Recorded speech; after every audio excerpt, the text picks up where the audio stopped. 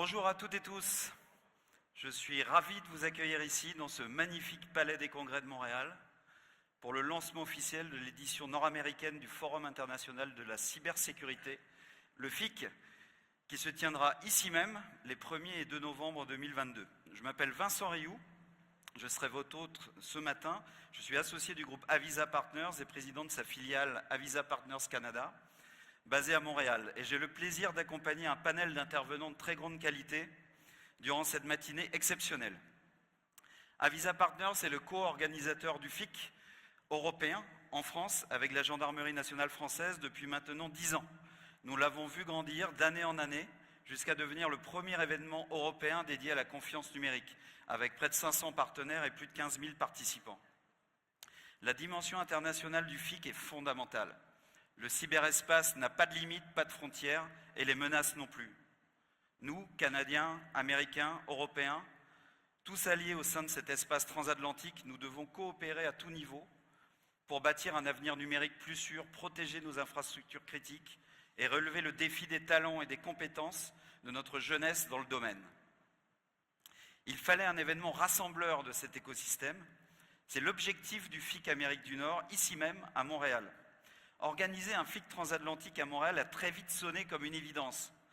Montréal est un lieu idéal pour créer en quelques années un événement de portée mondiale qui fasse rayonner la cybersécurité canadienne ainsi que le dynamisme de la province québécoise et de faire se rencontrer l'ensemble de nos écosystèmes. La priorité politique accordée à la cybersécurité par le gouvernement du Québec, illustrée par la création d'un ministère dédié au domaine, ne fait que renforcer cette réalité. Il est vital que la cybersécurité se place au cœur de la transformation numérique des institutions, des entreprises et des citoyens dans l'optique d'instaurer la confiance. Enfin, et avant d'engager la discussion avec nos différents panélistes, je tenais à remercier toutes les entités sans qui rien ne serait possible. Alors j'espère n'oublier personne. Le gouvernement du Québec, tout d'abord, et ses ministères et entités concernés, dont des représentants sont présents dans cette assemblée. Le ministère de la cybersécurité et du numérique, le ministère de l'économie et de l'innovation, le ministère des relations internationales et de la francophonie, Investissement Québec International, le gouvernement fédéral canadien, la ville de Montréal, Montréal International, Tourisme Montréal, le Palais des Congrès de Montréal qui nous accueille aujourd'hui et l'ensemble de ses fournisseurs clés, Capital Traiteur, GES, TKNL qui assurent avec brio, et je les remercie encore, la technique de cet événement de lancement en mode hybride. Vous êtes d'ailleurs assez nombreux en mode hybride et je vous remercie aussi à distance tous qui vous nous écoutez aujourd'hui. La Gendarmerie nationale française, BPI France, Business France, le Cercle des dirigeants d'entreprises franco-québécois également, notre partenaire local pour l'organisation de l'événement Youlism, vous verrez tout à l'heure Olivier, avec qui nous clôturerons le show d'aujourd'hui. Enfin, rien ne serait possible sans la mobilisation des écosystèmes qui vont être représentés en large partie aujourd'hui, associations, organisations qui animent le domaine sur les 2 continents. Et vous allez pouvoir les écouter aujourd'hui dans des panels qui sont vraiment de très grande qualité. CyberEco, INSEChem, DIAC, Prompt pour le Canada, EXO, le Césin, le pôle d'excellence cyber, le campus cyber, Exatrust, l'Alliance pour la confiance numérique, Women for Cyber pour l'Europe, le CISEI pour les États-Unis et encore bien d'autres à venir. Le FIC est donc un rassembleur de ces écosystèmes et nous sommes honorés de ce soutien. Mais il est temps de faire place au premier panel. Nous avons l'honneur d'accueillir un de mes maîtres à penser, vous le savez mon général,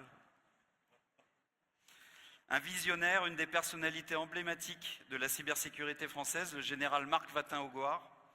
Sans lui, le FIC n'existerait pas, puisque c'est purement et simplement son fondateur. En général, nous sommes honorés de vous recevoir à Montréal.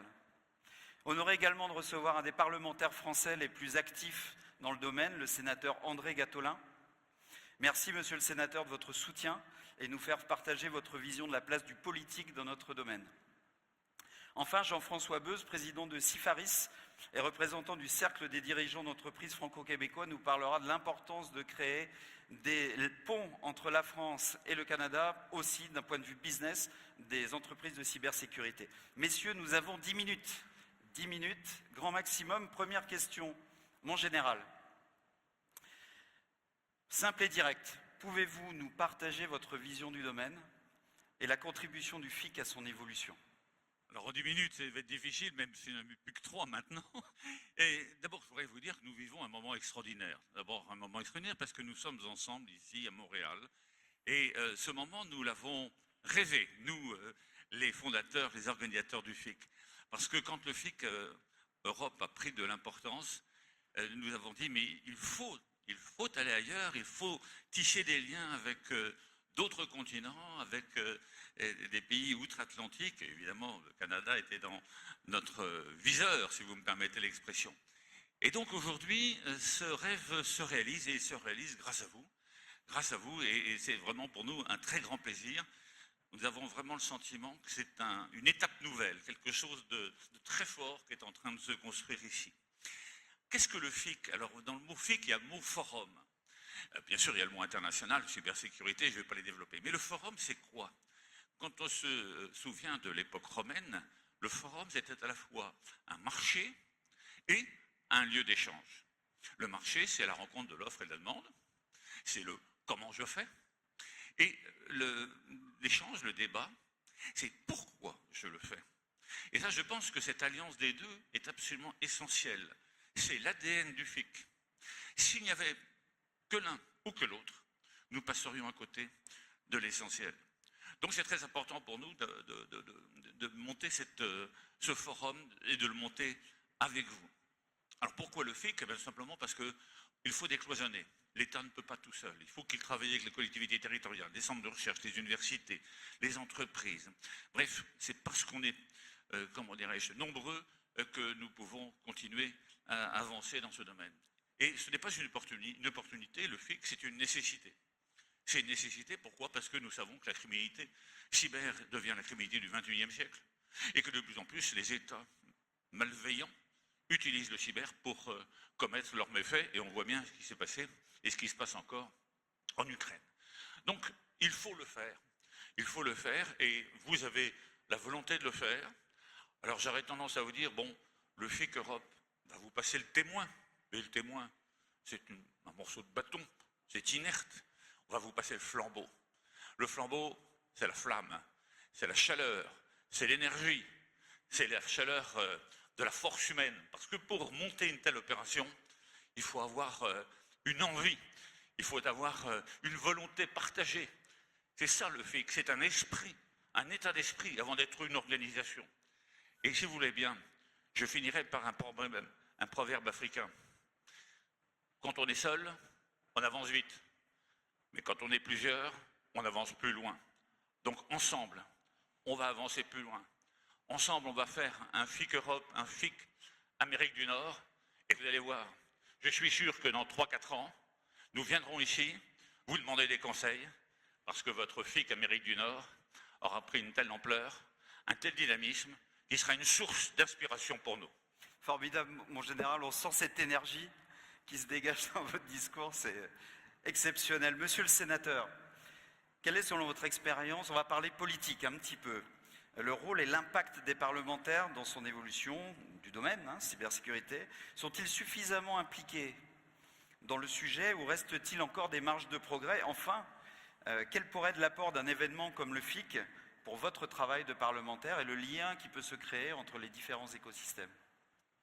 Merci beaucoup. Tout d'abord, je veux dire que je suis doublement heureux d'être ici, notamment aux côtés du général, parce que nous avons eu une discussion qui est importante, parce que ces lieux d'échange, nous les avons, somme toute, assez peu sur le territoire national français, où nous travaillons en fonction de nos institutions, en fonction des répartitions un petit peu bureaucratiques qui sont construits dans notre pays, et les lieux d'échange sont essentiels.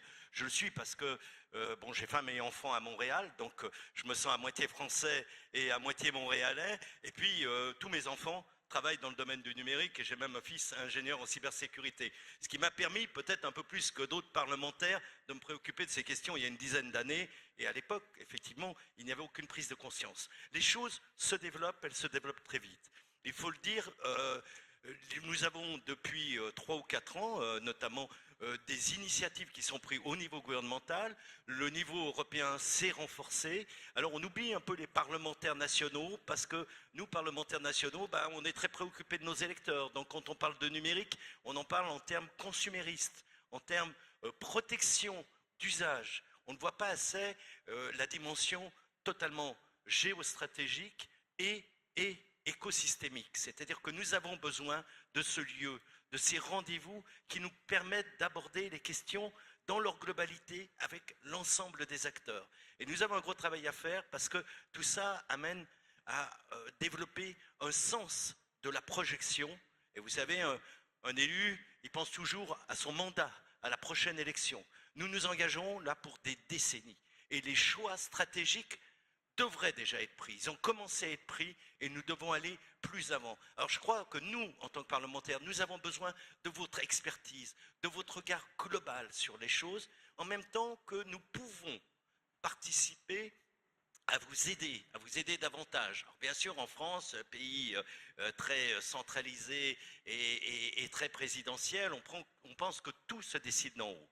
C'est pas vrai. Les parlementaires peuvent influer sur des choix. Ils peuvent justement lever des questions qui ne sont pas immédiatement perçues à court terme, pour peu que nous soyons, je dirais, aidés par votre présence et par votre expertise. J'ai une expérience de travail interparlementaire au niveau européen et au niveau international, et notamment au niveau transatlantique. Je suis toujours fasciné de voir dans les groupes de travail auxquels je participe, notamment sur la cybersécurité avec les parlementaires américains, combien ils savent faire appel.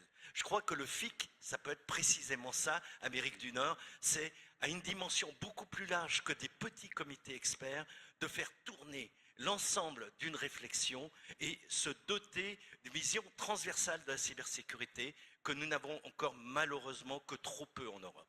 Merci beaucoup, monsieur le sénateur. Effectivement, cette dimension politique est importante pour nous. Nous envisageons la création d'un sommet sur le sujet politique pendant le FIC en novembre et nous sommes ravis de votre soutien. Jean-François, votre société de cybersécurité est implantée en France et au Québec, ici à Montréal. Quels sont les avantages pour vous de ce double positionnement géographique? Merci Vincent, merci, bonjour à tous. Alors je vais reprendre un petit peu les propos de monsieur le sénateur et du général. Alors je vais dire que je suis peut-être triplement content d'être parmi vous, parce que auprès du général ainsi que du sénateur des Hauts-de-Seine, mais également auprès de nos amis québécois, parce que ça fait un certain moment qu'on n'a pas pu se rencontrer de manière présentielle. Donc le FIC a permis justement, en tout cas la fin des restrictions sanitaires ont permis de nous rencontrer. Et ça, c'est un réel plaisir et je tenais à le souligner. Pour revenir à la question qui m'est posée aujourd'hui, l'intérêt de traverser l'Atlantique et de venir à Québec plus particulièrement, c'est un secteur très innovant, avec un écosystème en cyberespace novateur, ce qui nous a justement poussé à aller de l'avant pour pouvoir venir à Québec. Mais tout à l'heure, le général parlait de forum. Je fais partie du CDFQ, comme Vincent, vous l'avez souligné. Le CDFQ, c'est un cercle des dirigeantes et dirigeants franco-québécois. Alors c'est quoi le cercle? Ça permet de rassembler justement un certain nombre de dirigeantes et dirigeants d'entreprises qui souhaitent investir justement à Québec ou se développer sur le marché nord-américain. Donc le CDFQ permet justement cette émancipation et ce développement à l'international.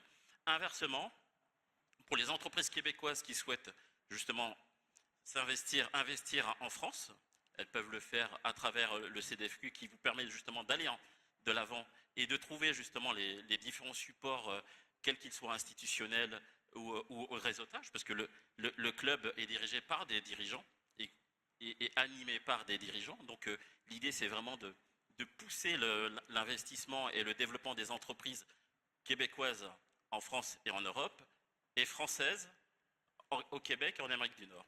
Donc le club, le cercle, c'est pas un club, c'est un cercle. Le cercle permet justement de supprimer un certain nombre de barrières qui nous permet justement de se développer de manière efficace, comme on le voit aujourd'hui. Merci beaucoup Jean-François. Il est temps maintenant de passer à notre deuxième panel. Donc le panel sera animé par François Bédard, de DIAC, Senior Development Officer, francophone Canada Ambassador de DIAC. Et nous avons le plaisir d'accueillir Pierre Roberge, directeur général du laboratoire d'identité numérique du Canada. Milly Perrault-Favreau, directrice vente et partenariat stratégique de Vars Corporation. Et Dominique Derrier, le CISO de Novipro. François, je vous laisse le soin d'animer ce magnifique panel. Merci beaucoup, Vincent. Merci de l'invitation. C'est un vrai privilège d'être ici, avec aussi des complices qui sont avec moi que je vais vous présenter. Mais c'est une industrie souvent... Bon, premièrement, DIAC, c'est quoi? DIAC, c'est la version anglaise de Digital ID and Authentication Council of Canada. La version francophone, c'est le CIAN, pour le Conseil canadien de l'identité numérique. Et le privilège que l'on a, c'est d'être capable aussi d'avoir des démarches qui sont aussi citoyennes. Donc, de la gouvernance dans laquelle la cybersécurité est vraiment l'infrastructure requise pour livrer des services citoyens. Donc, comme complices, Dominique, Milly et Pierre Roberge. Alors, Dominique, juste pour briser la glace, dans le fond, il y a des choses qui se passent au Québec qui sont extrêmement stimulantes, entre autres des projets de loi qui ont été signés, et en particulier la loi 25, avec des dates très importantes à considérer. Alors, toi, à titre de CISO officiellement, ça veut dire quoi exactement au niveau de ton quotidien et dans les prochains mois? Juste pour repréciser, merci et bonjour à tous. Juste pour repréciser le rôle du CISO, juste derrière le patron de l'entreprise, le CISO est là pour protéger la valeur de l'entreprise et protéger la génération de la valeur de l'entreprise. Donc, c'est un rôle important pour défendre l'entreprise dans ce marché cyber. J'ai aussi une bonne nouvelle pour tous ceux qui nous écoutent. Vous êtes des entreprises TI.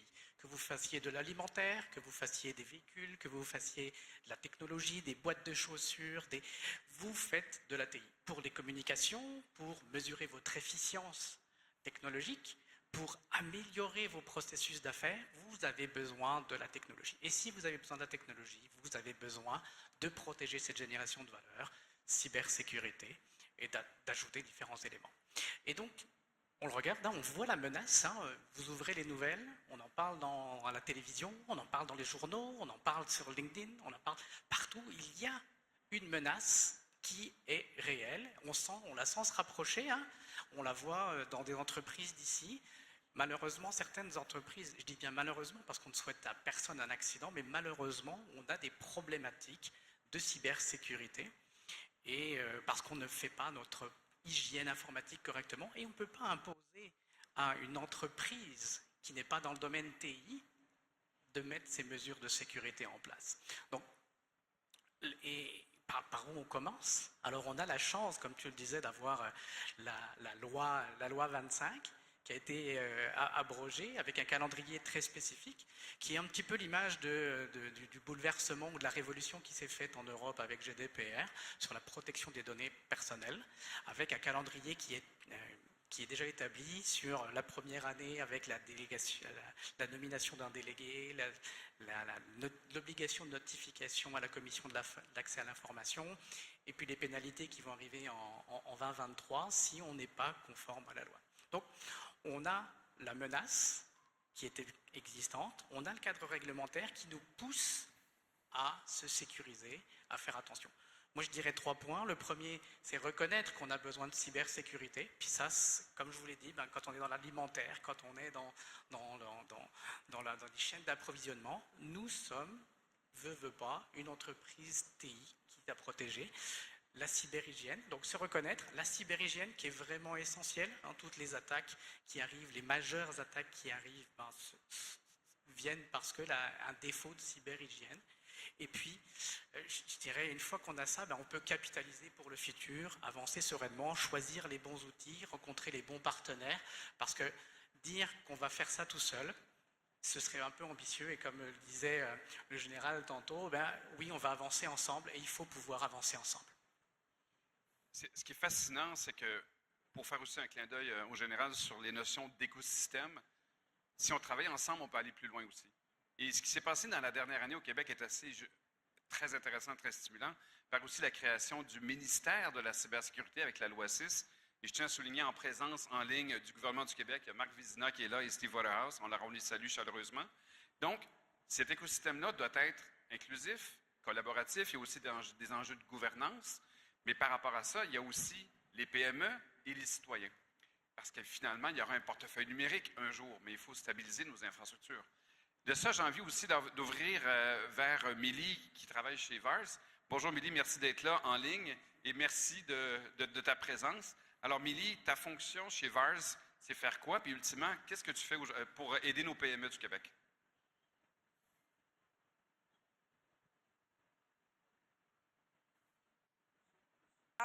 Les PME, la situation des PME, on comprend que, alarmant, 71% des PME en moyenne ne sont pas protégées adéquatement face aux menaces grandissantes qui évoluent à chaque jour de la cybersécurité.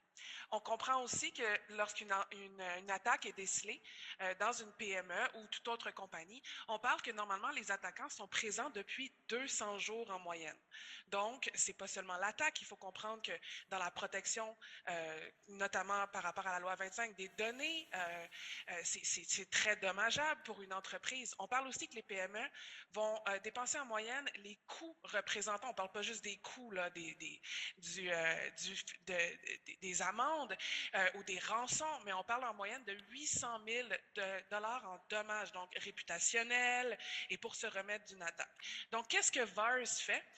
On vient protéger, en fait, on vient démocratiser l'accès à des technologies de haute pointe pour les PME au Québec, au Canada, et on vient le faire en mode géré. Et on offre vraiment une offre 360. Qu'est-ce que je veux dire par là? C'est premièrement l'accès à des vis-ciseaux, des ciseaux de grande réputation, des ciseaux de grand calibre, qui sont très difficiles pour les PME à avoir chez eux. Pourquoi? Eh bien, en Amérique du Nord, on parle de 3,5 millions de ressources manquantes en cybersécurité. Et on le sait, les ciseaux de grand nom, les ciseaux d'expérience vont aller choisir les grandes entreprises. Et aussi, il y a la question de budget. Les PME n'ont pas toujours le budget pour aller engager ces ressources-là. Donc, on va offrir ces services-là en mode vis-ciseaux. Mais une fois ces services-là acquéris, c'est bien beau, on va avoir des recommandations, on va avoir des analyses d'écart, notamment par rapport à la loi 25, mais qu'est-ce qu'on fait par la suite? Parce qu'il faut se munir de technologies. Eh bien, VARS va venir les fournir, ces technologies-là, un seul point de contact, et le tout en mode géré. Qu'est-ce qu'on veut dire par là? Eh bien, nos employés, ils doivent dormir la nuit, ils vont fêter à Noël, donc nous, on va se charger de tout ça. On va se charger de vous permettre de dormir la tête tranquille, pour l'entièreté des PME du Québec et du Canada et vraiment d'offrir cette expertise-là, ces technologies-là de haute pointe, mais à des coûts et avec un support là, qui est parfait pour la PME, là, vraiment adapté. Milly, c'est très intéressant et ce que j'aime beaucoup entendre, c'est cette fameuse vélocité opérationnelle, protéger les opérations, mais je pense qu'il y a un énorme effort de vulgarisation, d'information et d'éducation, parce que Exactement. ce qui est fascinant de l'univers de la cybersécurité, puis ça fait longtemps qu'on fait des médias numériques, la tonne d'acronymes qui peut exister fait en sorte qu'on perd notre nord, on perd notre sud, et on essaie de comprendre. Je dis souvent, puis là, Pierre, tu vas me faire un clin d'œil, si ma conjointe et mes 3 enfants ne comprennent pas ce que l'on fait, on est dans la merde. Donc, il faut être capable d'articuler le bénéfice qui vient par rapport à ça, et économiquement, je pense qu'on peut être résilient. Le rôle du DIAC au niveau national, c'est aussi d'avoir créé, parce que c'est un organisme à but non lucratif qui a été créé il y a plus d'une dizaine d'années, c'est le PCTF, qui est un cadre de référence canadien. Donc, on collabore avec l'Ontario, la Colombie-Britannique et le fédéral, et même qu'on a des nations qui viennent nous poser des questions. Comment se fait-il qu'on est capable de discuter à la même table public-privé? On a conseillé la France, le UK, le Japon, même là, les États-Unis se posent des questions parce qu'on a vécu une pandémie, il paraît. Il paraît qu'on s'en va dans une nouvelle ère économique, peu importe les fragilités économiques qui se passent. Mais je pense qu'on a eu aussi une occasion d'affaires, de se positionner. Et pour reprendre une expression d'un collègue dans un meeting, je pense qu'on est rendu à une étape de less memo, more demo. Parce que la discussion, elle est faite, les études sont là, maintenant, il faut être dans l'action. Mais quand on parle d'action, il faut aussi prouver que tout ça fonctionne et peut être fonctionnel. Je fais un clin d'œil à un autre complice qui est Pierre Roberge, du laboratoire d'identité numérique. Pierre, merci d'être là, à Montréal. Merci.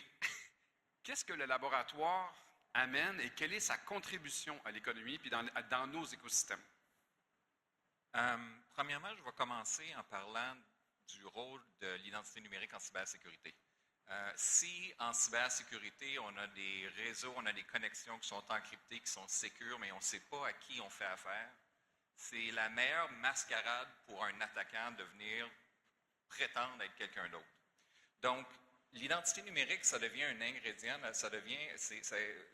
plusieurs acteurs la décrivent comme la pierre angulaire de la cybersécurité, parce que dans la stratégie de cyber-résilience, si on est capable d'identifier les organisations, les individus, même les objets que l'on connaît, on est capable de se concentrer sur les signaux qu'on reçoit d'acteurs qu'on n'est pas capable d'identifier. Donc, l'identité numérique, c'est très important à ce niveau-là. De façon plus large, l'identité numérique citoyenne, l'identité numérique au Canada, c'est vraiment, elle est mise en place pour redonner le contrôle aux citoyens de ces informations. Permettre aux citoyens de savoir à qui il fait affaire, quelle information on doit lui donner, de donner son consentement explicite et d'être capable de protéger, d'utiliser les meilleures règles au niveau de la protection de la vie privée.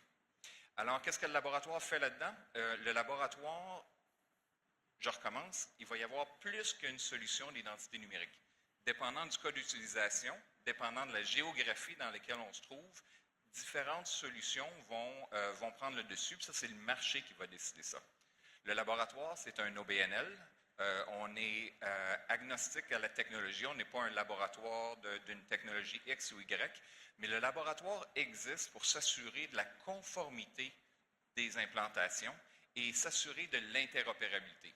Parce que si mon identité citoyenne ne me permet pas, si mon identité citoyenne permet juste des cas très spécifiques d'utilisation et que je vais me retrouver avec, comme le Canadien moyen qui a au-dessus de 100 noms d'usagers puis de mots de passe, je ne veux pas sans application, je ne veux pas sans identité numérique différente.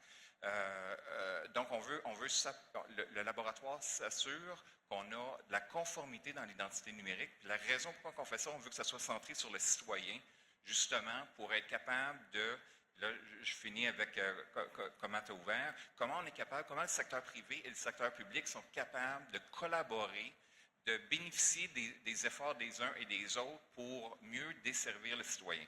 Parce que notre identité numérique, elle est façonnée par le public, le secteur public, elle est façonnée par le secteur privé, et on doit trouver ces façons-là de travailler ensemble où on est capable de partager, d'émettre des attestations numériques et de consommer des attestations numériques.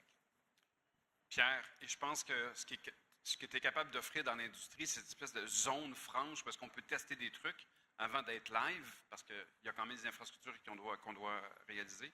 Et ce qui me fascine aussi là-dedans, c'est qu'on oublie finalement que l'identité numérique, c'est plus qu'un login. Fait que, il y a tout un environnement public-privé. Puis je dis souvent, en conclusion, quand on parle de l'impact économique de l'identité numérique et quelle est sa valeur, bien, c'est entre 3 à 6 % d'un PIB. Fait que faites votre calcul au niveau efficience, au niveau service, citoyen, parce que dans certains cas, un citoyen est un consommateur pour le privé, mais les gains sont énormes. S'il fallait la pandémie pour le réaliser, tant mieux, mais c'est ensemble qu'on va pouvoir livrer cet écosystème-là et démontrer de la valeur pour l'ensemble de notre économie et des économies. Merci beaucoup. Mais merci à vous, surtout Milly, Dominique, Pierre et François pour vos interventions. Merci beaucoup pour votre soutien également. Il est temps de passer au panel suivant, donc qui sera orchestré par Antoine Normand, qui nous fait l'honneur d'être présent physiquement avec nous, le président d'INSECEM, avec Jean-Philippe Descaries-Mathieu, chef de la cybersécurité de commissionnaire du Québec, donc qui nous fait également l'honneur d'être présent physiquement avec nous, et à distance Guillaume Clément de KPMG Canada et Karim Ghanam de StreamScan. Antoine, je vous laisse la parole. Merci Vincent. Bonjour tout le monde. Antoine Normand d'INSECEM. INSECEM, c'est la grappe industrielle canadienne de la cybersécurité. Donc, pour traduire en français, c'est le cluster pour nos amis français. Donc, la INSECEM regroupe 175 entreprises, organisations, centres de recherche, universités, d'un peu partout au Canada, de Victoria à Saint-John, dont une centaine de membres au Québec. INSECEM a été créé en 2017 pour regrouper une industrie qui était très morcelée, qui était composée principalement de PME en grande partie, et donc les faire travailler ensemble pour faire l'adéquation entre l'offre et la demande en matière de cybersécurité. J'ai la chance aujourd'hui d'être accompagné de 3 membres d'INSECEM, de 3 entrepreneurs.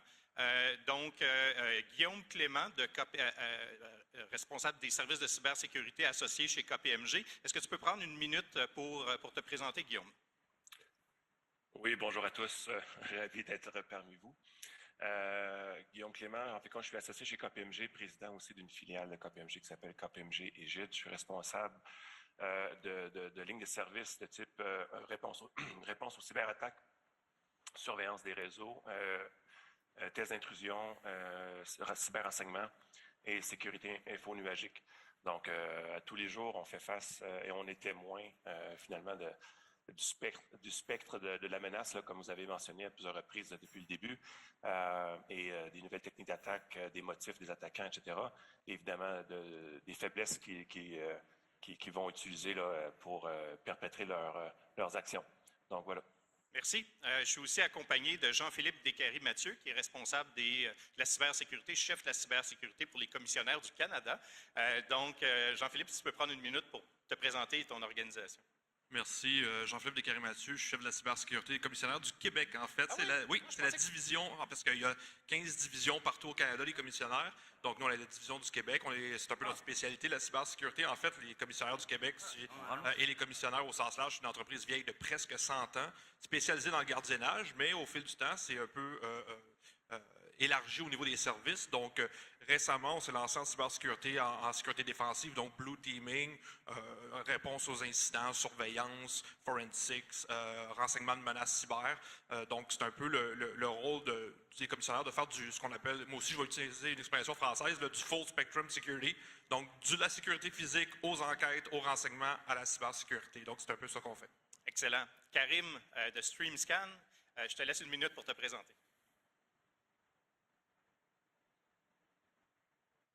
Est-ce qu'on a le son? Oui. Allez, merci, bonjour à tout le monde. Ça fait plaisir d'être avec vous aujourd'hui. En fait, moi, c'est Karim Ganamé. Je suis le fondateur de StreamScan. On est une compagnie de cybersécurité opérationnelle. Hein. On est dans l'édition de technologies de détection de cybermenaces aussi. Donc, on a une équipe de recherche et développement qui nous permet au quotidien de détecter les cyberattaques en créant de nouveaux modèles, notamment se basant sur l'intelligence artificielle pour détecter les cas d'outils malicieux ou de cas de cyberattaques. Puis, on a aussi un centre de supervision à distance de la sécurité des réseaux où on a notre technologie qui est déployée dans les réseaux des clients. Donc, lorsqu'il y a des cyberattaques qui ont lieu dans les réseaux, on va les aider à analyser, à contextualiser, à leur faire des recommandations pour qu'ils puissent rehausser la sécurité pour éviter qu'ils se fassent pirater.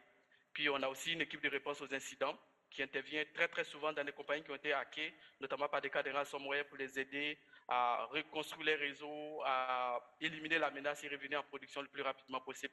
Puis, parallèlement à ça, je suis enseignant en cybersécurité à l'École polytechnique de Montréal, puis je détiens un doctorat en cybersécurité. Merci, Karim. Bon, on va régler une chose tout de suite, la géopolitique mondiale. On sait que la pandémie a augmenté énormément la surface d'attaque. Il y a l'agression de l'Ukraine par la Russie. Ça a quoi comme effet directement dans les entreprises québécoises? Est-ce qu'on a vu une augmentation significative? Guillaume, à ton expérience? Écoutez, non, nous, on surveille à peu près plus d'une centaine d'entreprises. En plus de ça, on est intervenu là, sur plusieurs cas récemment, déjà depuis le début des fêtes, depuis plusieurs années. Mais si on parle de la situation actuelle, pour être honnête, on n'a pas vu de corrélation directe. Okay? On n'a pas constaté aucune attaque qui semblait être liée de près ou de loin à ce qui se passe en Ukraine. Donc ça, c'est la réalité, mais sachez qu'on reste alerte, puis tout est possible, comme on dit, il y a quand même une menace réelle. C'est la même chose chez vous, Jean-Philippe? Oui, en fait, je pense qu'il y a pas mal de consensus là-dessus, même en Europe, ce qu'on voit, la Russie est bien connue pour ses activités dans le cyberespace. Peu d'activités présentement dans le conflit en Ukraine. Est-ce qu'il y a d'autres choses qui s'en viennent? Est-ce qu'il y a quelque chose qui se prépare? C'est pas impossible selon la durée du conflit en tant que tel, mais pour l'instant, on ne voit pas tant d'activités. En fait, je dirais même que l'activité au niveau cyber s'est passée il y a quelques années de ça en Ukraine, entre 2015 et 2017, multiples attaques contre l'Ukraine par probablement la Russie sur la grille électrique ukrainienne notamment. Donc on ne voit pas grand-chose à date. Qu'est-ce que le futur nous réserve, par exemple? Ça, on ne le sait pas. Parfait. Karim, j'aimerais qu'on parle du marché, spécialement pour nos interlocuteurs qui sont en ligne aujourd'hui, qui sont possiblement en Europe. Puis je reviens à vous deux aussi. Mais c'est quoi le marché québécois de la cybersécurité? C'est composé de grandes organisations, c'est composé de PME, d'organisations, des administrations. Parlez-moi de vos clients. En fait, je dirais que le marché du Québec est beaucoup plus, dans le contexte dans lequel on est, c'est beaucoup plus un contexte de PME. Hein. Donc, il y a beaucoup de PME sur le marché. Puis, pour parler un peu des différents types d'organisations qu'on va trouver, on a des compagnies qui sont spécialisées dans tout ce qui est la création de stratégies de gouvernance de la cybersécurité. Donc, ils vont aider les compagnies à créer des politiques, des cadres de gouvernance, notamment se basant sur le CIS ou sur le NIST ou ISO 27001. Puis, de l'autre côté, on a des compagnies qui sont dans l'opérationnel, qui vont travailler au quotidien, par exemple, à monitorer la sécurité des infrastructures informatiques. Puis de l'autre côté, on a des compagnies comme StreamScan qui font de l'édition des technologies de cybersécurité. Ça, c'est au niveau de la configuration de qu'est-ce qu'on va trouver sur le marché. Mais en termes de clientèle, il y a beaucoup plus de PME, on va dire. Beaucoup plus de PME, des grandes entreprises. Mais le gros du marché, on va dire que ce sont des PME, là, dans divers domaines, que ce soit dans le domaine manufacturier, dans le domaine des technologies, pharmaceutiques et autres. Mais on va dire principalement c'est des PME. OK. Guillaume, de votre côté, évidemment, KPMG, c'est un joueur majeur là, au niveau mondial. Le marché québécois, pour vous? Oui, québécois, puis même canadien, à la limite, là, je peux parler pour le marché canadien. Marché de la PME aussi, nous, on est fiers de pouvoir aussi desservir la très grande entreprise locale, internationale, mais aussi jusqu'à la PME locale. Je suis d'accord avec Karim, là, le marché canadien, québécois, c'est le marché de PME avant tout. Il faut être adapté, il faut adapter nos services, il faut adapter aussi notre stratégie de pricing. Mais je pense qu'on est tous capables aussi d'offrir des services de classe mondiale à la PME québécoise. J'entendais aussi Émilie tantôt de VARS mentionner ça. Je pense que c'est ça le but. Présentement, le marché se restructure. Les firmes comme les plus petites firmes, les plus grandes firmes se mobilisent. Puis on est capable d'offrir de la qualité maintenant de plus en plus en PME à un prix abordable. Donc voilà. Jean-Philippe, vos clients. PME, encore là, je pense que historiquement, c'est un créneau qui a été sous-exploité en cybersécurité parce que, bon, nature du business requiert beaucoup de fonds, donc c'est les grosses entreprises qui mènent la barque, c'est sûr. Mais mes collègues me l'ont dit récemment, puis on en parle des PME au Canada puis au Québec, c'est environ 80% des emplois qui sortent des PME en tant que tels. Donc c'est un marché immense avec les PME sont exposées aux mêmes risques que les grosses entreprises en cyberespace, exactement les mêmes, mais avec une fraction des coûts, en fait, des ressources disponibles. Donc, au commissariat, c'est un peu l'optique qu'on est allé. On va justement enabler, si vous voulez, les petites entreprises qui font face aux mêmes risques. Souvent, vont vont pas se croire cible potentielle d'attaquants ou quoi que ce soit, mais on le sait maintenant, les attaques en grande partie sont automatisées. Si votre adresse IP tombe dans la plage d'adresse IP d'une cible, une plage plus large, vous allez passer au cache, comme on dit ici. Donc, c'est un marché exploité définitivement parce que la majorité des entreprises québécoises et canadiennes sont des PME. Si je peux ajouter quelque chose. Oui, excusez-moi. Non, mais c'est important. Je pense que depuis, on a tous constaté la vague d'attaques, de cyberattaques depuis 3 ans. Hein. Il y a eu une recrudescence incroyable.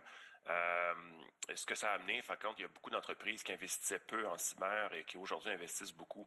Donc, évidemment, il y a les victimes des cyberattaques qui, eux, aujourd'hui, sont très sensibilisés à la cause, évidemment.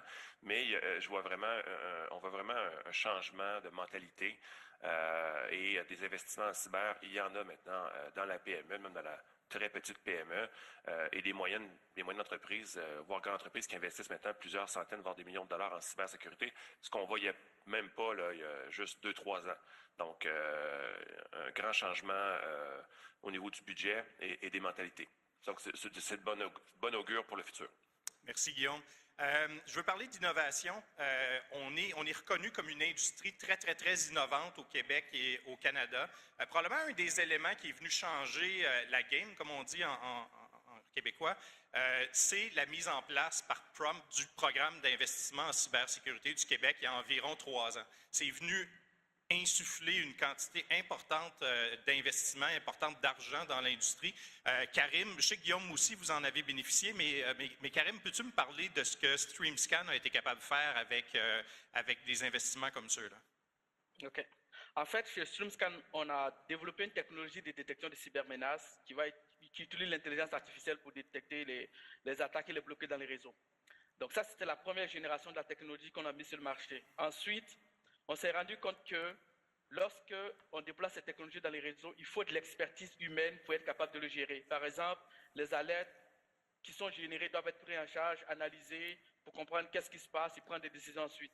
Puis, paradoxalement, puis on a aussi la contrainte sur le marché, il y a peu de personnes spécialisées dans la cybersécurité qui sont capables de gérer la sécurité des réseaux. Donc, on a lancé un projet en tandem avec Prompt où l'objectif c'était d'apporter une couche d'automatisation dans notre technologie de détection des cybermenaces, de telle sorte qu'au final, il y ait très peu d'expertise humaine qui soit nécessaire pour gérer le réseau.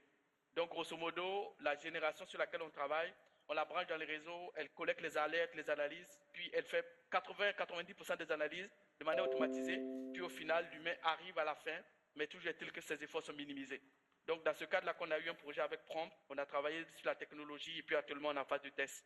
Puis, ce que je pourrais rajouter aussi, c'est que le fait d'avoir reçu un financement de Prompt nous a permis d'aller embaucher des ressources qu'on n'aurait pas pu embaucher si on n'avait pas eu, par exemple, accès à ce programme-là. Donc, c'était une belle expérience pour nous et tout. Et puis, nous, on encourage définitivement la mise en place de ce type de programme. Et puis, pour ceux qui veulent faire de la R&D, je pense que Prompt, c'est un bon partenaire. Et puis, on vous encourage d'aller vers eux. Guillaume, est-ce que tu voulais rajouter quelque chose sur le sujet de l'innovation? Oui, effectivement, non, nous aussi, le programme nous a aidés. Il faut comprendre que, là, je parle au nom de KPMG, mais je parle toujours aussi au nom de la filiale de KPMG qui est Égide, qui innove, qui a des activités d'innovation en cyber, et notamment, nous, on a eu une subvention de Prompt pour nous aider à développer un portail client assez sophistiqué, je vous dirais, qui va présenter des fonctions, donc qui est presque en production. Aujourd'hui, on est en bêta. Donc, merci au programme, puis merci aussi à l'approche structurante là, que Prompt peut nous a offert. Super. Écoutez, je prendrai la dernière minute qu'il nous reste pour vous dire à tous que INSECEM prépare une mission commerciale en collaboration avec l'ambassade du Canada à Paris et avec Investissement Québec International au FIC au début juin, donc du 6 au 9 juin, plus une visite du campus cyber le 10 juin. Donc, toute organisation québécoise qui a un intérêt de se joindre à nous, n'hésitez pas à communiquer avec INSECEM. Là-dessus, je vous remercie beaucoup, puis je te retourne la parole, Vincent. Merci beaucoup Antoine, Jean-Philippe, Guillaume, Karim pour vos éclairages. Et effectivement, nous vous attendons de pied ferme à Lille en juin pour le FIC européen, où effectivement une grande délégation du Québec et du Canada sera présente pour échanger, pour networker, pour faire du business. Vraiment, merci beaucoup pour cela. Il est temps maintenant de passer au panel suivant, un grand panel orchestré par le président de CyberEco, Marcel Labelle, qui nous fait l'honneur d'être présent et de nous soutenir dans cette initiative du FIC Amérique du Nord. Merci beaucoup Marcel, encore une fois. Et nous recevons Sylvain Berger à distance, qui est associé de Deloitte en charge de la cybersécurité. Jean-Sébastien Pilon, également à distance, vice-président, chef de la sécurité de l'information de Desjardins. Mario Tanguay, cybersécurité d'entreprise, directeur de la cybersécurité d'Hydro-Québec. Frédéric Boff, directeur général de Prompt. Merci Frédéric pour votre présence. Montréal International, Gwenaëlle Thibault, directrice développement des affaires. Polytechnique Montréal avec Nora et Frédéric Cupins, tous deux professeurs à Polytechnique. Et Terra Nova Security, Anastasia Tsimiklis, excusez-moi Anastasia pour ma mauvaise prononciation, directrice marketing de Terra Nova Security. Marcel, je vous laisse la parole pour ce panel. Merci beaucoup. Donc, c'est un immense honneur d'être ici ce matin et de participer au lancement du FIC Amérique du Nord. Donc, juste pour parler un peu de CyberEco. CyberEco est un organisme à but non lucratif qui a été fondé en 2018 par Desjardins, la Banque nationale, Deloitte et le groupe REA. C'était une volonté, puis Jean-Sébastien pourra renchérir par la suite, mais c'était une volonté de travailler d'une façon différente, donc de s'unir ensemble pour rendre le Québec plus sécuritaire. Donc, notre mission, c'est vraiment d'être un catalyseur des écosystèmes en cybersécurité, donc de travailler avec tous ceux qui ont la cause de développer la cybersécurité au Québec. Donc, nous représentons naturellement des grands groupes, mais aussi 4 universités, des firmes de services, des startups et des PME. Encore une fois, c'est de rassembler les forces pour justement, je dirais, faire avancer la cause de la cybersécurité. Nous le faisons sur 3 axes. Donc, on a parlé précédemment d'un défi d'avoir de plus en plus de talents disponibles en cybersécurité. Donc, on a un volet spécifique qui vise l'attraction et le développement de talents. Donc, on a différents programmes au niveau universitaire et autres, de façon à s'assurer qu'on va avoir de plus en plus de talents disponibles pour les entreprises du Québec. L'autre volet, c'est de travailler sur la cyber-résilience des entreprises et des individus. Donc, plusieurs panélistes ont mentionné qu'il y a beaucoup de PME au Québec. Donc, on a une volonté de développer des choses qui peuvent s'adresser aux grands groupes, mais aussi comment on peut utiliser ces développements-là pour aussi les différentes entreprises. Le dernier volet, c'est le volet de réalisation de projets innovants. Donc, on essaie à l'intérieur de CyberEco de travailler sur les meilleures pratiques, de faire des avancées, de développer une nouvelle façon de faire, de façon à justement mieux protéger nos entreprises. Donc, ça vous donne un petit peu une idée de CyberEco. On s'est associé au FIC parce qu'on pense que dans notre évolution, dans le développement de CyberEco, c'est une certaine continuité, une complémentarité. Donc, ce qu'on a cherché, ce qu'on a eu à travers les discussions, c'est de s'assurer qu'effectivement, il va y avoir une complémentarité entre nos activités. On a une conférence le 4 et 5 mai, il y a la conférence à Lille au mois de juin et il y a le FIC Amérique du Nord au mois de novembre. Donc, ce qu'on cherche, c'est tout le monde avoir une complémentarité pour développer encore plus le secteur de la cybersécurité au Québec. Donc, le FIC va nous emmener un volet beaucoup plus international, beaucoup plus nord-américain, va permettre aussi d'avoir un meilleur maillage des entreprises, de la recherche. Donc, c'est ce qu'on vise, les retombées pour le Québec. Ça va donner une belle vitrine pour les entreprises du Québec aussi vers l'Europe, vers le monde aussi. Je pense qu'on a de belles entreprises qui se développent d'un côté, donc on veut leur donner cette visibilité-là et on veut accroître la collaboration entre les différentes entreprises qui font partie du FIC en Europe et aussi du FIC en Amérique du Nord. Donc, une grande volonté pour nous de s'assurer qu'il y a un maillage, qu'on va pouvoir développer cette industrie-là le plus rapidement possible. Pour le panel, donc, on a différents thèmes. Le premier thème, c'est on a la chance d'avoir des gens qui ont participé au FIC à Lille, qui ont été impliqués, des gens qui étaient déjà en France, qui sont venus au Québec d'un côté. Donc, j'ai le plaisir d'accueillir Nora et Frédéric Cupens, qui vont nous parler un petit peu, naturellement, de ce qu'ils font au Québec, qu'est-ce qui les a attirés, et voir aussi comment ils voient l'avenue du FIC Amérique du Nord. Nora. Oui, merci Marcel. Moi, je suis ravie d'être dans le panel de Marcel, qui est incontournable parce que, de par son expérience et par sa connaissance de l'écosystème pour avancer sur ce FIC et l'essor du FIC dans le nord américain. Oui, moi, je suis là pour parler de notre expérience du FIC. En tant qu'académique, il n'y a pas que des PME, il n'y a pas que des grands groupes, il n'y a pas que des ministères du gouvernement, il y a aussi les académiques dans le FIC. Et le FIC, il a plusieurs dimensions. Il y a le FIC avant le FIC. Il y avait une grande effervescence avant le FIC parce qu'il faut préparer le FIC. Donc, le FIC est un booster pour nos doctorants et post-doctorants pour préparer les démonstrations parce que les académiques sont associés à de la recherche fondamentale et on essaye dans le FIC de la rendre visible, visuelle au travers des démonstrations, donc ça booste nos étudiants. Il y a aussi la préparation avec le général du conseil, dans le conseil scientifique, de quelles sont les thématiques. Le FIC a plusieurs thématiques chaque année, c'est pas toujours la même chose qu'on traite dans le FIC, ce qui fait qu'il y a toujours des nouveautés qu'on traite dans le FIC. Il y a le FIC, le départ vers le FIC, il y a aussi là où l'écosystème se retrouve tous dans un... Nous, on était basés à Rennes, on prenait les trains, on retrouve tout l'écosystème dans le train, où on discute de plein de choses, donc les échanges commencent dans le train et non pas dans le FIC encore.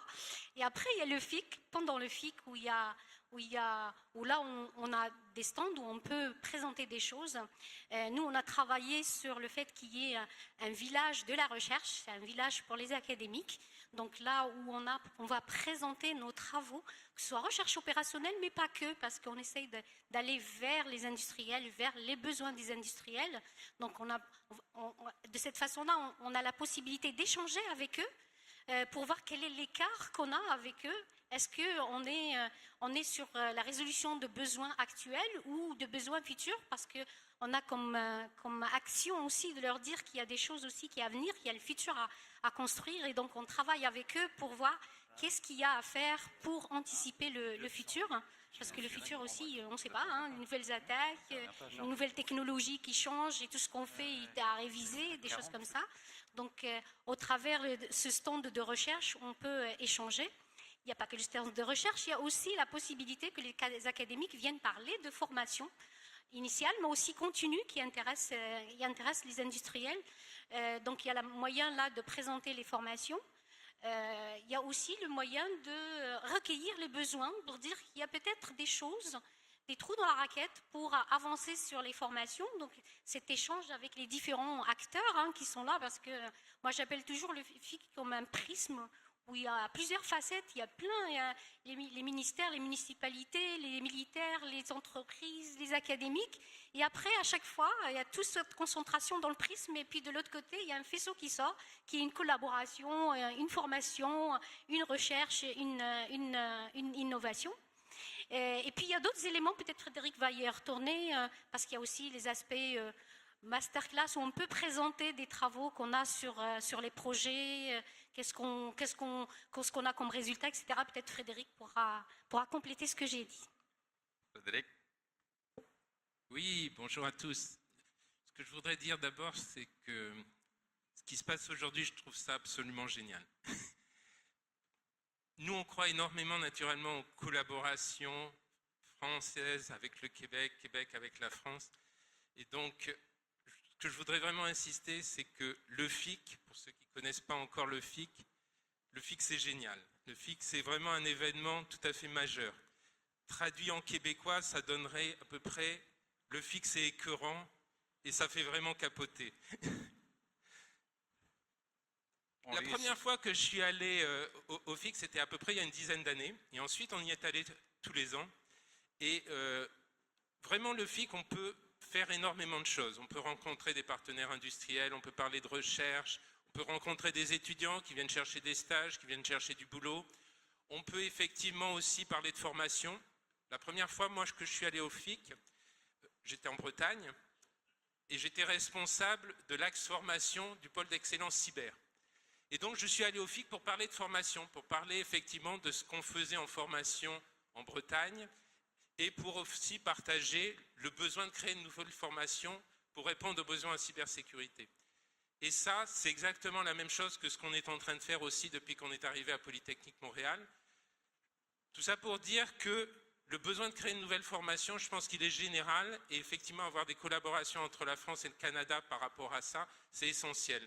Par exemple, on est en train de créer une nouvelle maîtrise professionnelle à Polytechnique Montréal, maîtrise francophone, puisque Polytechnique Montréal est une école francophone, et je pense que c'est absolument essentiel, effectivement, d'avoir des collaborations sur ces sujets-là, comme pour la recherche, comme pour l'innovation. Et je pense que le FIC sera vraiment un catalyseur essentiel pour cela. Alors après, par rapport au sujet, on a parlé beaucoup, effectivement, de l'élargissement de la surface d'attaque, c'est vrai, c'est la réalité. Je pense que depuis 2 ans, c'est ce qu'on connaît. Par rapport au sujet, nous, sur lequel on travaille, il y a un point sur lequel on n'a pas beaucoup parlé encore jusqu'à présent, c'est la menace interne. Avec nos partenaires, je suis très content d'ailleurs qu'ils soient là, Jean-Sébastien, pour Desjardins. Actuellement, on s'occupe d'une chaire justement sur la cybersécurité avec nos partenaires de Desjardins et de BNC. Et par rapport à ça, c'est très très intéressant cette chaire parce que justement on aborde de nouveaux sujets. Et parmi les sujets qui ne sont pas énormément encore abordés au niveau recherche, il y a justement la menace interne. Alors la menace interne, c'est la malveillance, mais aussi c'est toute la négligence. Toute la négligence, aujourd'hui, les employés ne sont pas, pour la plupart, suffisamment sensibilisés à la cybersécurité. Et donc, la menace interne, c'est ça aussi. Comment prendre en compte la négligence et diminuer la négligence au niveau des entreprises en cybersécurité. Et ça, c'est un sujet, je pense, très important sur lequel on travaille. On est très content, justement, que nos partenaires industriels soient là aujourd'hui. Ce que je voudrais aussi dire, on a parlé de prompt. On a parlé aussi de toutes les possibilités de dynamiser la recherche au Canada. Et ça, c'est aussi quelque chose qu'on est vraiment très très content de percevoir depuis qu'on est arrivé de notre côté à Montréal. Et pour ça, je voudrais vraiment remercier le dynamisme des des outils de recherche au Canada, en général et au Québec en particulier. Donc les programmes Alliance, les programmes MITAX, Prompt, on a parlé du PIC, nous on est aussi très intéressés par le Prompt TSO, et c'est vraiment aussi des outils très très intéressants et très efficaces par rapport au financement de la recherche. Et je pense que ça sera aussi un sujet dont on pourra parler au FIC, comment financer efficacement la recherche en cybersécurité. Il y a d'autres outils en France, je pense que ça sera aussi intéressant de les comparer avec ce qui se pratique ici au Canada et au Québec. Je vous remercie. Un gros merci, Nora et Frédéric. Comme vous pouvez voir, l'échange culturel se continue. On apprend des expressions comme « trou dans la raquette » et Frédéric utilise des expressions québécoises, donc un bel échange culturel. On va passer à un deuxième volet qui est Montréal et le Québec comme une terre accueillante pour les projets et les investissements. Dans un premier temps, je passerai la parole à Gwen de Montréal International. Merci. Merci pour l'invitation. Très contente d'être ici. Donc, Montréal International, c'est l'agence de développement économique du Grand Montréal. Donc, notre mandat, c'est d'accompagner les entreprises étrangères et le talent à venir s'établir dans le Grand Montréal. Donc, depuis déjà quelques années, on voit vraiment un grand engouement pour la cybersécurité à Montréal et on voit de plus en plus d'entreprises, tant spécialisées en cybersécurité que des groupes de cybersécurité à l'intérieur d'entreprises qui viennent s'établir dans le Grand Montréal. On parle d'Atos récemment, de OneSpan, d'Hitachi Cybersecurity, de Google et tout récemment, même aujourd'hui, on annonce une entreprise française, Silicom. Donc, les entreprises viennent de partout dans le monde pour principalement 3 raisons pourquoi ils choisissent Montréal. Le pôle d'expertise, l'écosystème et les coûts d'opération. Ces 3 thèmes-là ont été abordés par plusieurs des panélistes. En termes de pôle d'expertise, Nora et Frédéric en sont de très bons exemples d'attraction. Donc, le Grand Montréal, on a 11 institutions universitaires. On est l'endroit au Canada où est-ce qu'il y a le plus de programmes postsecondaires en cybersécurité et le plus de chaires de recherche. Puis, Frédéric en parlait un petit peu. Ce qui est vraiment distinctif de Montréal, c'est cette collaboration entre le privé et l'académique. Donc, vraiment, la recherche opérationnelle. On a des chaires en cybersécurité dans le domaine bancaire avec Desjardins, Banque nationale. On en a avec des industriels comme Thales, Hydro-Québec, Ericsson. Donc, il y a vraiment un beau partenariat entre ces pôles d'expertise qui est les universités et toute l'industrie.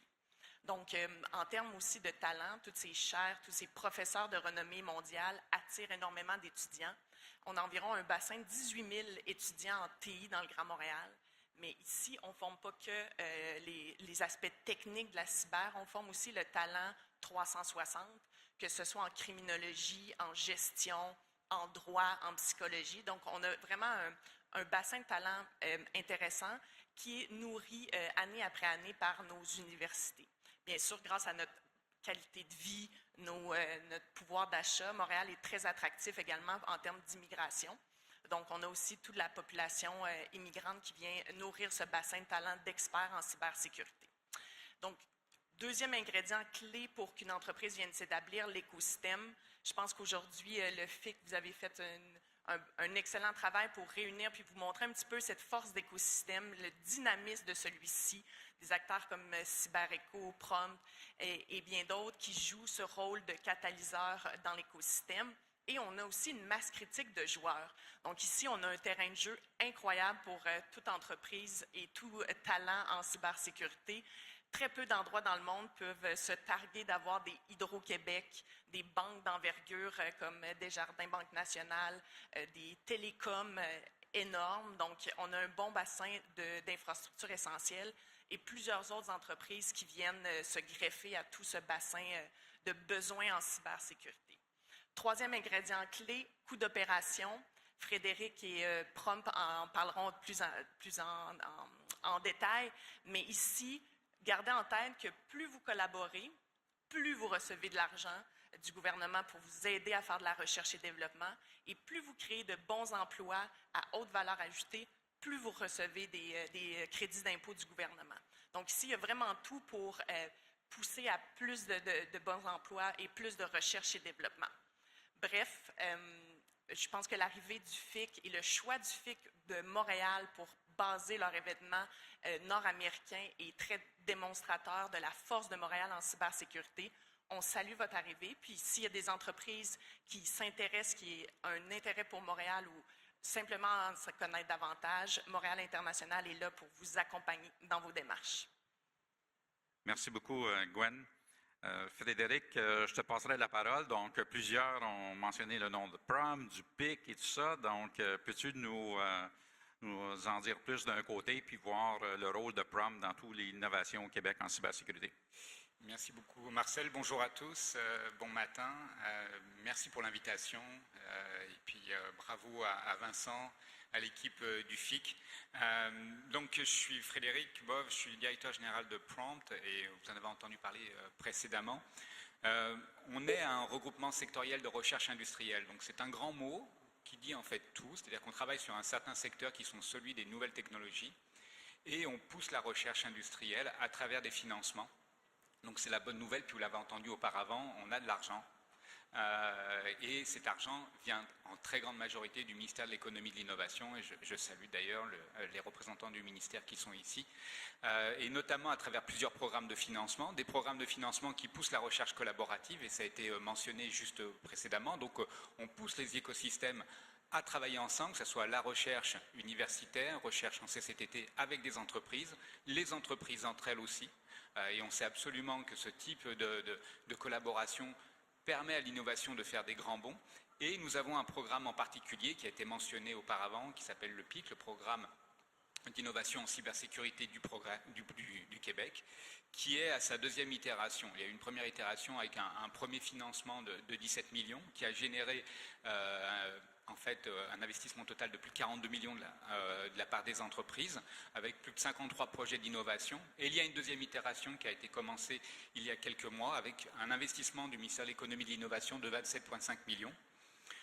Donc qui est quand même majeur, qui prouve la volonté du Québec de voir une industrie se constituer, se renforcer, continuer à innover parce qu'on est dans un domaine qui bouge tout le temps, ne pas prendre du retard puisqu'on sait que quand on est sur de la cybersécurité, on est sur de la cyberdéfense et donc ça veut dire qu'il y a de la cyberattaque, donc il faut toujours être à jour. Donc être à jour, pousser les innovations, les entreprises, constituer un écosystème, ça a été très bien dit auparavant, un écosystème d'industrie de la cybersécurité ici, et donc les aider à travers des subventions. Et pour ça, on a deux volets. Et je veux bien dire que c'est de la subvention publique, ce n'est pas de l'investissement en tant que tel. Donc un premier volet, si vous avez une technologie en cybersécurité, on a un remboursement de 25%. Excusez-moi, 25% des coûts du projet pour un maximum de 350 000 $. Et si vous à côté avec des aides fédérales, vous pouvez aussi maximiser ces aides-là de subvention.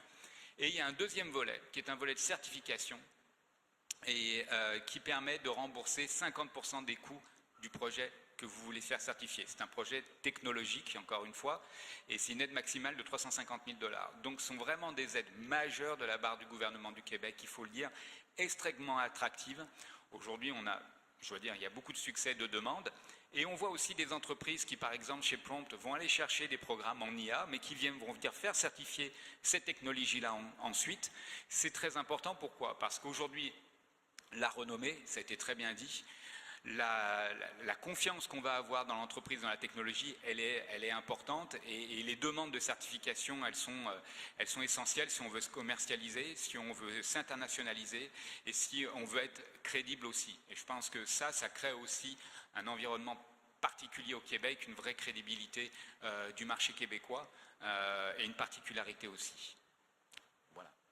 Merci beaucoup, Frédéric. Puis CyberEco a participé à la création du PIC depuis le début. Absolument. Nous sommes un partenaire. J'allais le dire, on a 4 partenaires. CyberEco, tu l'as dit, INSECEM, CyberQuébec, le laboratoire d'identité numérique. Et je vous remercie encore une fois de votre confiance. Merci beaucoup, Frédéric. Comme vous pouvez voir, Montréal et Québec sont vraiment des terres accueillantes pour les investissements, pour le développement en cyber. Et CyberEco est très fier de travailler avec Montréal International et PROM dans ce créneau-là. Le troisième volet qu'on veut aborder, c'est vraiment qu'on puisse avoir 3 membres importants de CyberEco. 2 ont participé à la création, à la genèse de CyberEco et qui viennent nous parler un peu de qu'est-ce que ça peut représenter pour aussi des grands groupes, l'avenue du FIC à Montréal.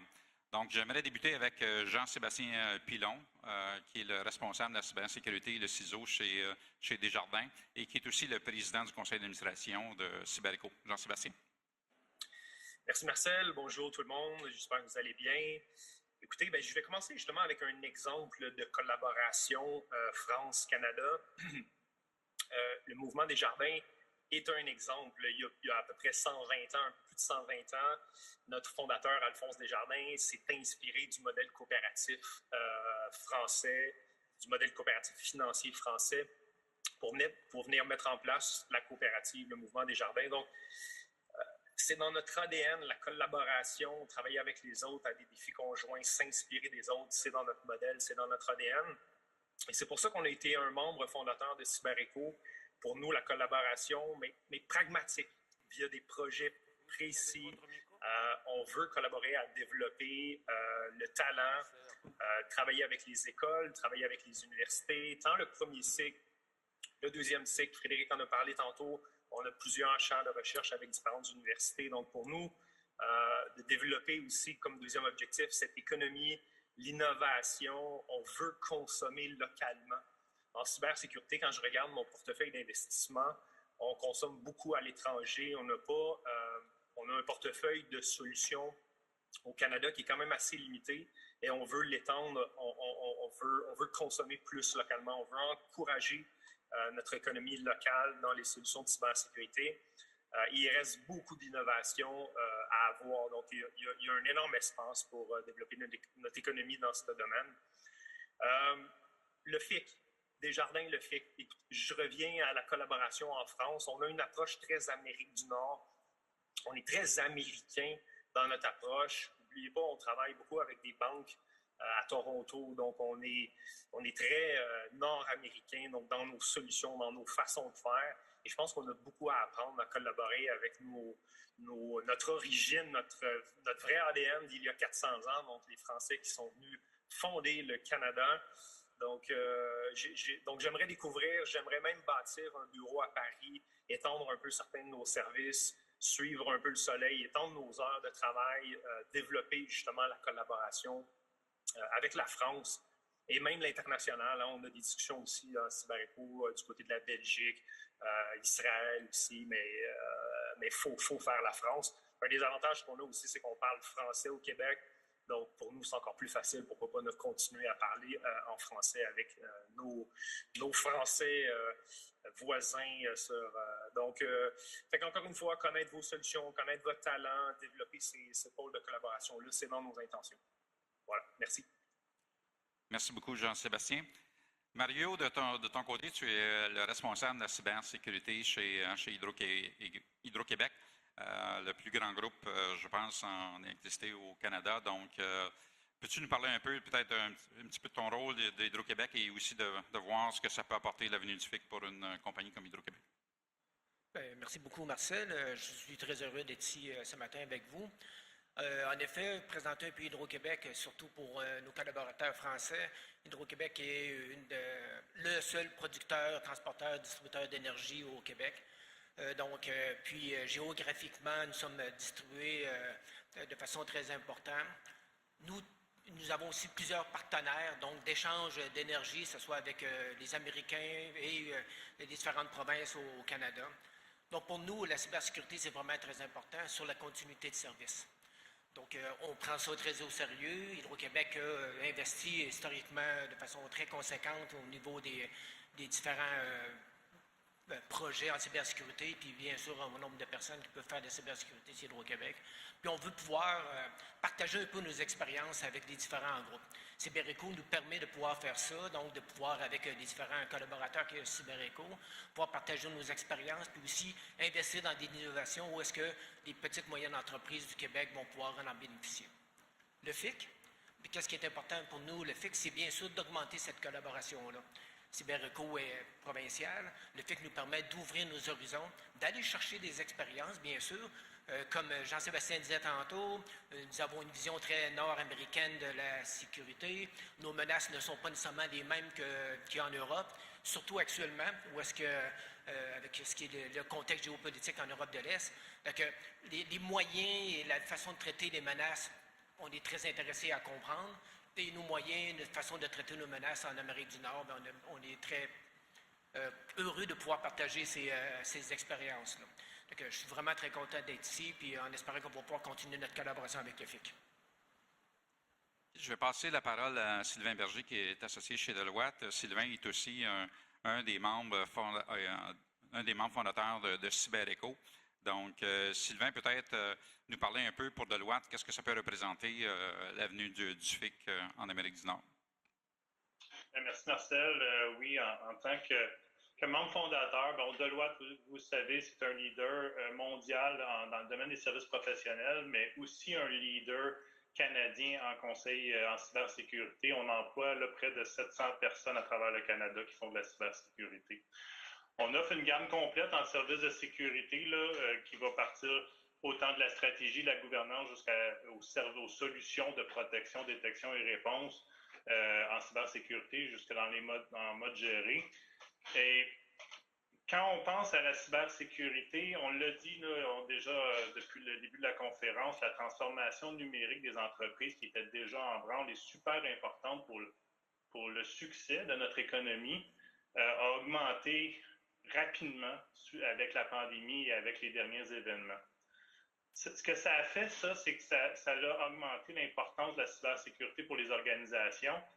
Puis d'après un sondage là, mondial qu'on vient de publier chez Deloitte, 70% des conseils d'administration parlent de cybersécurité au moins une fois par trimestre. Fait que pourquoi c'est important le FIC pour une organisation comme Deloitte? Bien, on a fondé CyberEco avec avec Desjardins, avec Groupe Réa et puis tous les autres à l'époque pour trois raisons. On a besoin de talent. On a besoin de talent en cybersécurité. Et une organisation comme le FIC nous croyons, va augmenter l'intérêt des gens à venir se joindre au domaine qui est aussi passionnant que la cybersécurité. Puis ça va augmenter notre capacité d'aller chercher du talent pour aider à répondre à ces enjeux-là. En cybersécurité, on en parlait tantôt, on a besoin d'innover. Madame Kupen tantôt en parlait, l'innovation en cybersécurité, c'est super important. Mais comment on réussit à faire cette innovation-là? On ne la fera pas tout seul. Ce n'est pas des groupes comme Deloitte ou d'autres groupes tout seuls qui vont faire l'innovation, c'est en collaboration. C'est à travers des conférences qui va stimuler l'innovation. Lorsqu'on va voir des universitaires parler avec des gens du terrain, on va voir plus d'innovation. Puis je suis convaincu que le FIC, un FIC nord-américain, va accélérer ça. Et une dernière chose, c'est un peu un thème commun, c'est la collaboration. Mais la collaboration sur le terrain, ça va être beaucoup plus facile. D'avoir des conférences internationales va nous permettre de mettre en relation des gens. Puis lorsqu'on voit une personne, par exemple, qui vient de New York, qui va avoir créé un lien à Montréal, avec une personne de Vancouver puis San Francisco, qui vont se dire « Hey, je pense que cette personne-là pourrait m'aider à régler l'enjeu que je suis en train de travailler dessus en ce moment. Je vais l'appeler, je la connais, je l'ai rencontrée. » Bien, c'est la collaboration. C'est la collaboration dans le détail, sur le terrain, comme on voit dans une collaboration globale. Je pense que ces trois raisons-là sont les principales raisons pourquoi Deloitte pense que c'est une super bonne nouvelle aujourd'hui qu'on est en train d'annoncer ensemble, qui est l'avenue du FIC nord-américain. Merci beaucoup, Sylvain. Donc, comme vous pouvez voir au sein de CyberEco, on est orienté vers l'action, belle collaboration entre des industriels et des universités, autant pour créer des programmes, donc adresser le défi du développement du talent, aussi avec des projets de recherche concrets. Donc, on a plusieurs universités avec les membres de CyberEco qui ont des projets, des chaires de recherche. Donc, vous pouvez voir aussi notre collaboration avec Montréal International au niveau des investissements, avec Prompt au niveau de tout l'aspect investissement dans l'innovation. Donc, CyberEco, on est un joueur actif de l'écosystème et on voit l'avenue du FIC comme étant nous aider à continuer notre rôle d'être catalyseur d'un côté et à avancer plus loin pour faire en sorte que je dirais, l'industrie de la cybersécurité se développe encore plus au Québec. Un gros merci. Vincent? Merci Marcel, merci Nora, Anastasia, Gwenaël, Frédéric, Jean-Sébastien, Mario, Sylvain pour ces interventions et puis surtout d'avoir partagé votre enthousiasme. Là maintenant, j'accueille un membre de la gang d'organisation, la gang d'organisation du FIC éminent, mon complice Olivier, de la société Youlism, parce qu'on voulait aussi vous montrer que voilà, l'organisation, elle est montréalaise. C'est un événement qui a lieu ici à Montréal. On est des acteurs locaux qui connaissent parfaitement la manière d'organiser des événements et de les dynamiser. Et Olivier en fait partie. Donc là, on va vous présenter ce qui va se passer le 1er et le 2 novembre au FIC, ici à Montréal. Mais je te laisse peut-être te présenter Youlism pour que les gens comprennent d'où tu viens, ce que tu vas faire, ce que tu vas nous apporter dans l'organisation du FIC. Merci beaucoup Vincent. Bienvenue à tous. Déjà, un grand merci à toutes les personnes qui étaient présentes aujourd'hui. Nous avions sur place, vous ne le voyez pas en ligne, mais plus d'une 60aine de personnes avec nous aujourd'hui. Et en ligne, vous y étiez plus de 300. Vous venez du Canada, du Québec, des États-Unis. Vous venez naturellement de l'Europe et la France. Mais nous avons aussi la chance et le plaisir d'accueillir des participants du Togo, du Congo, du Bénin, du Sénégal. Donc merci à tous d'être avec nous aujourd'hui. C'est vrai que la volonté a toujours été de ne pas refaire le FIC Europe, mais vraiment de créer le FIC Amérique. Nous sommes aux couleurs de Montréal, tous les deux. Il va venir aux couleurs de Montréal avec nous, comptez sur nous, et on va vraiment transformer le FIC Amérique du Nord en un laboratoire événementiel. On veut véritablement, le mot partenariat va prendre toute son ampleur. On a des excellents partenaires avec nous qui ont beaucoup d'idées. Le FIC Amérique du Nord sera cette expérience, ce parcours que vous allez vivre et qui va faire que vous allez ressortir de là avec des choses très, très, très concrètes et faire que la cybersécurité, tout le monde est concerné par ça. Et puis vous verrez qu'au FIC Amérique du Nord, tout le monde va être là, tout le monde va être concerné par ça. On garde cet ADN donc, qui a 10 ans maintenant, puis qui a fait ses preuves en Europe, mais effectivement avec ce PEPS, ces idées, ces innovations qu'on ressent, y compris dans le domaine événementiel à Montréal, ce qu'on a constaté ici, hein, c'est très fort. Et le Palais des Congrès est très bon pour ça, très très bon. Oui, vous verrez toutes les surprises que vous aurez ici, on a des partenaires magnifiques. C'est magnifique, effectivement. On va garder les dimensions du FIC Europe qui ont fait le succès, c'est très important, en les transposant ici. Donc il y a une dimension sommaire, on en a parlé tout à l'heure, une dimension forum, donc ça c'est l'échange. Dans le terme de l'histoire, le forum romain évoqué par le général Vatin-Augoire tout à l'heure, c'est très symptomatique de ce que l'on veut faire. Le salon, alors le salon, on va regrouper le meilleur des solutions de cybersécurité et des services, la recherche et l'innovation. Merci à la présence des universitaires aujourd'hui, c'est très important pour préparer l'avenir. Le talent, les compétences, ça va être très très important. Ça a été évoqué largement aujourd'hui, donc on va travailler sur ces sujets-là, sur les deux continents, hein, Europe et Amérique. Donc pour provoquer la rencontre, créer du réseau. Et pourquoi pas l'Afrique? Et l'Afrique, oui, mais attendez, tout à fait, ils sont là. Ouais, on les accueille avec plaisir à Montréal. Ah oui, avec grand plaisir. Capable de provoquer la rencontre, on va créer du réseau. On va faire du business, des affaires, on est là pour ça aussi également, c'est très important, et imaginer l'avenir ensemble.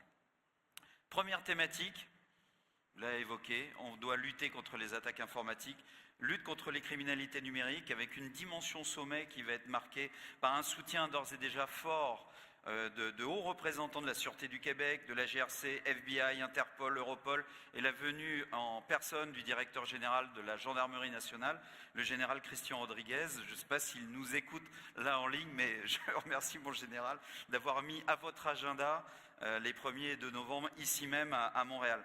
On y présentera également en continu un jeu sérieux, j'essaie de ne pas utiliser trop de termes anglo-saxons, un jeu sérieux, immersif, développé initialement pour les 27 ministres de l'Intérieur européen. On a fait jouer les ministres. Donc, ils ont vécu une cyberattaque. C'était fantastique. Et là, on le décline, on va le montrer ici pour sensibiliser les comités exécutifs et les décideurs politiques à la cybersécurité, aux réalités de ce qu'est une attaque informatique.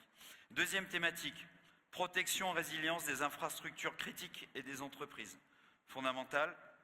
J'ai écouté Hydro-Québec tout à l'heure, les infrastructures critiques, il y en a énormément partout, c'est notre vie de citoyen dont la sécurité est en jeu.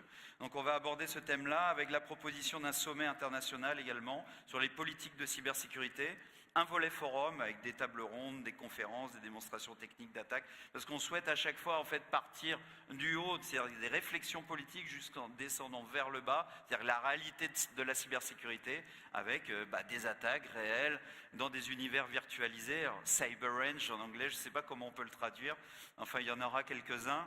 Marcel, tu nous aideras à traduire, c'est tout en français. Il faut les gardiens du temple de la francophonie en fait pour nous aider à ne pas utiliser trop de termes anglo-saxons. Je fais des efforts. Donc un environnement immersif simulé, peut-être ça pourrait être pas. Mais l'événement sera bilingue. Hein. L'événement sera totalement bilingue. D'ailleurs, celui-ci. D'ailleurs, vous avez de la traduction depuis le début simultanée en anglais. Ouais. On est vraiment sur les deux continents. Tout à fait.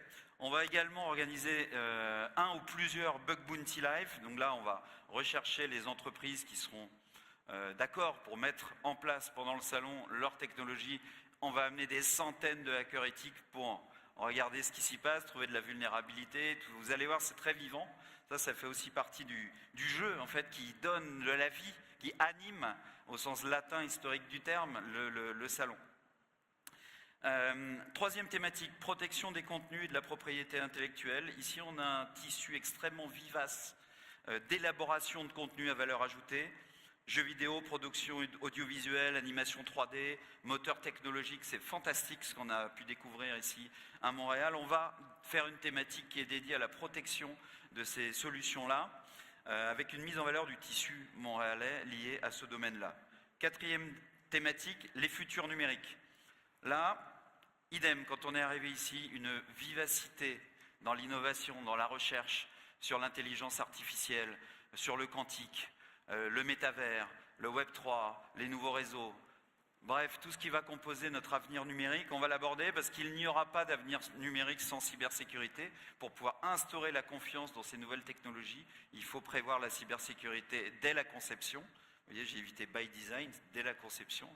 C'est très très important et ça sera abordé dans cette thématique.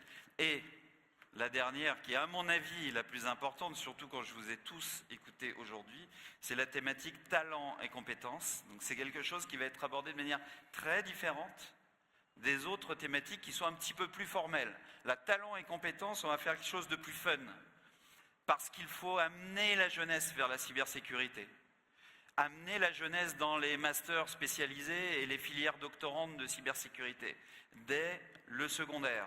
Il ne faut pas attendre l'entrée en université pour valoriser les talents. C'est dès le secondaire qu'il faut le faire pour amener cette jeunesse vers nos métiers. Donc il faut leur faire découvrir que c'est sympa, que c'est fun, que c'est rigolo, qu'il y a accessoirement des salaires plutôt intéressants à la sortie. Et si tu permets Vincent, c'est là la grande difficulté, mais en même temps la particularité, le fun qu'on va avoir, c'est que l'événement qu'on va monter au mois de novembre, il sera B2B, 2C. On va véritablement ouvrir les portes. On sera entre professionnels. On va avoir un espace qui va vous être créé justement pour vous aider personnellement à trouver votre propre parcours. On ne parle même plus d'expérience, on parle d'un parcours. Vous allez être accompagné avant l'événement et pendant l'événement pour vous permettre d'atteindre vos propres objectifs d'affaires et d'apprentissage. Quand on vient dans un événement, on vient pour apprendre, on vient pour rencontrer, et je peux vous assurer que tout sera fait pour vous le permettre. Mais le deuxième jour, là on va ouvrir les portes, nos amis des universités vont être là avec nous pour identifier les grands talents, au Québec, au Canada, on va même faire venir des talents européens pour les amener à se confronter amicalement, d'une façon bien structurée, mais véritablement que toute cette énergie déborde et que cet événement, année après année, grandisse, attire les talents, renforce les professionnels d'ici par toutes ces connexions qu'on va réussir à créer avec les professionnels internationaux.